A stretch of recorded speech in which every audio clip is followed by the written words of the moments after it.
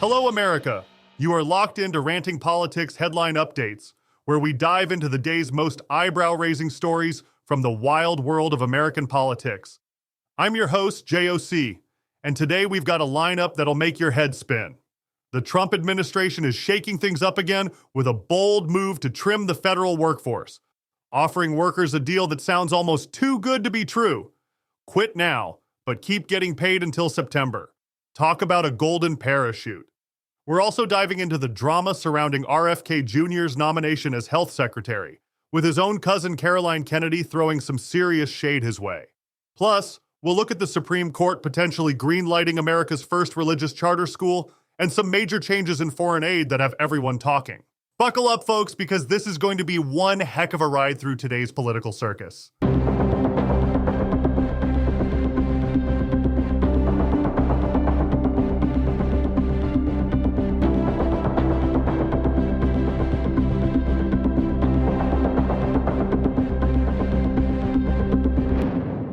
In what can only be described as peak Trump-style deal-making, the administration is offering federal workers an offer that sounds straight out of The Art of the Deal. Resign now, but keep collecting those sweet government paychecks through September. NBC News reports this deferred resignation program could lead to a whopping $100 billion in savings, with officials expecting between 5% and 10% of federal employees to take the deal.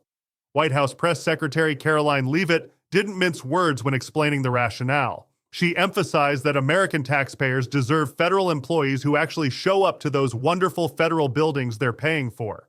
And if workers aren't keen on making America great again from their office chairs, well, here's 8 months of salary to show yourself out.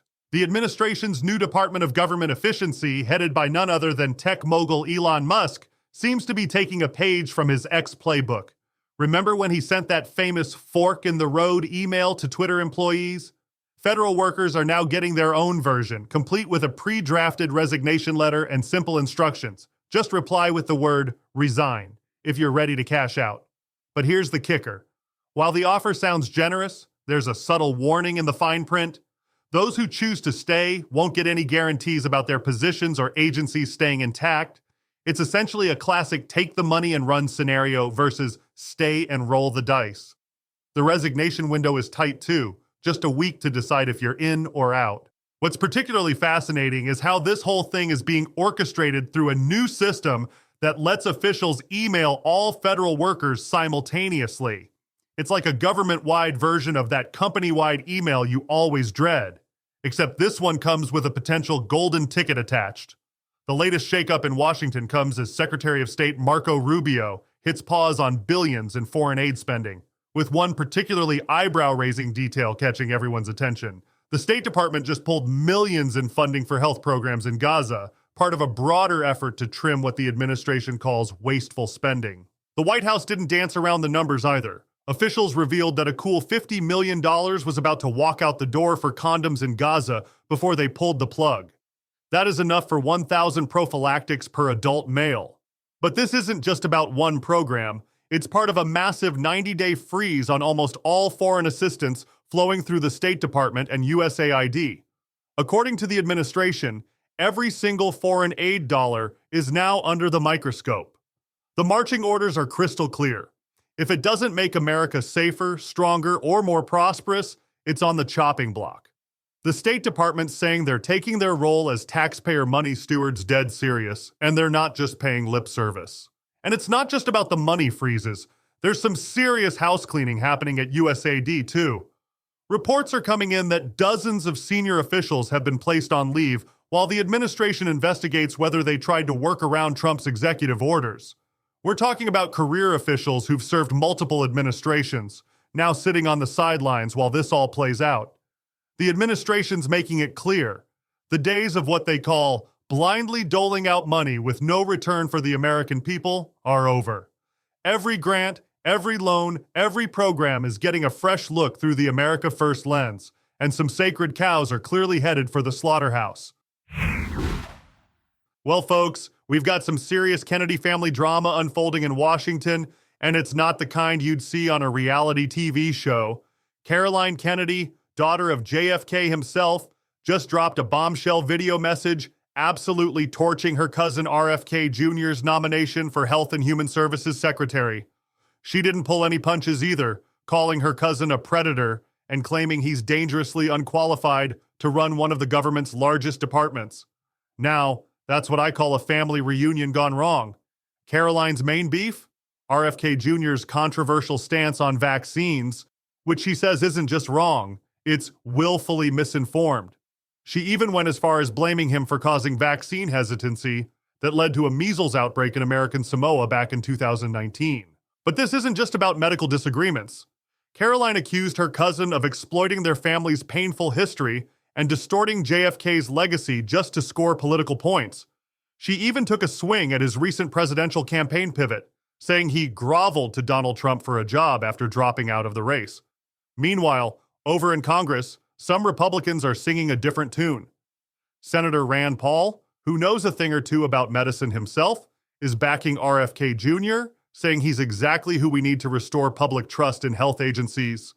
Paul thinks Kennedy's not going to shake up the vaccine schedule, but instead focus on using his platform to promote healthier eating habits. The stakes couldn't be higher. We're talking about overseeing a budget of nearly $2 trillion in mandatory spending and another $130 billion in discretionary funds. This family feud is heading straight for the Senate, where Kennedy will need to win over both the Finance and Help committees before facing a full-floor vote.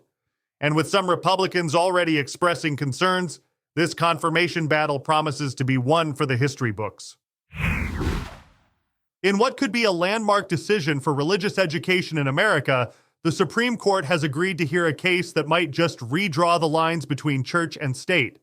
We're talking about the St. Isidore of Seville Catholic Virtual School in Oklahoma, which is aiming to become the nation's first religious charter school. And folks, this isn't just any old education dispute. We're looking at potentially $25.7 million in taxpayer money over 5 years going to a school that would teach Catholic doctrine as truth. Now, this is where things get really interesting. The school, backed by both the Oklahoma City and Tulsa Catholic dioceses, wants to offer virtual learning from kindergarten through high school. But here's the kicker.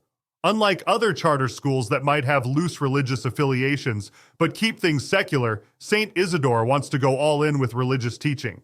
The lower courts weren't having it, blocking the school on constitutional grounds. They basically said, hold up, you can't use state money to promote one specific religion. But Oklahoma's been having quite the internal debate about this. We've got Republican officials arguing with other Republican officials, the governor's for it, the current attorney general's against it, and the state's charter school board approved it in a split vote. This case lands at a Supreme Court that's been steadily expanding religious rights in recent years. We're talking about decisions that have already opened the door for religious schools to get public funding in Maine and Montana.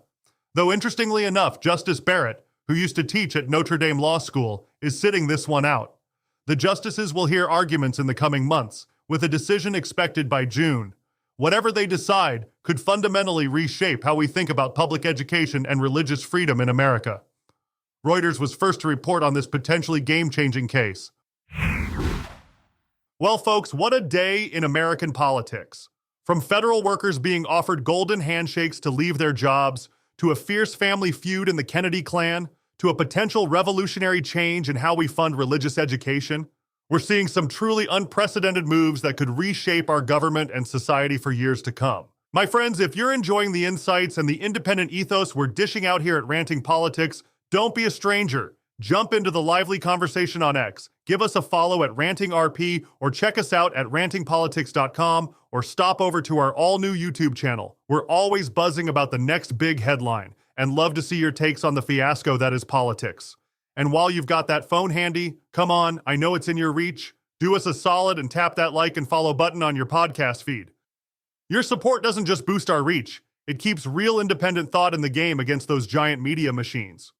We're also on all your favorite podcast platforms, from Apple Podcasts to Spotify and now Alexa. Hit that subscribe button for regular updates chock full of unfiltered analysis and all the news that's fit to rant about. This is JOC signing off, and thank you, our loyal listeners, for choosing Ranting Politics headline updates. We'll be back soon with the updates you need to navigate these interesting times. Until then, stay tuned, stay informed, and as always, stay free.